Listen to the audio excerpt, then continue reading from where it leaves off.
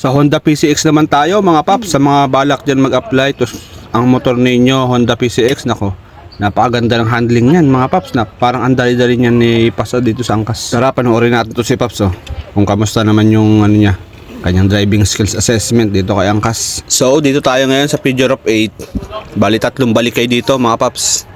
So ayan, isa. Ito yung pangalawang balik naman. Okay, goods. Pangalawang balik, ay pang last na to pang last. Ito pang last. Bali pa kailangan makatatlong balik kayo dyan. Yan, okay, goods na. Ito naman tayo sa 1, 2, 3, 4. Number 1, okay, very good. And then number 2. Yun. Okay, very good. Okay, ang handling naman ni Paps, sureball lang yung ginagawa niya. Yan, number 3. Yan ang number 3. So, and then number 4. Tingnan natin number 4 niya. Ito medyo mahirap din to, yung papunta ka sa 1. Yan, number 4, and then kailangan pumina sa number 1. Yan. Yan. Okay, very good. Pasado si Paps. Congratulations, no? So, ayan, ganun lang mga Paps, makapasa dito sa angkas training skills.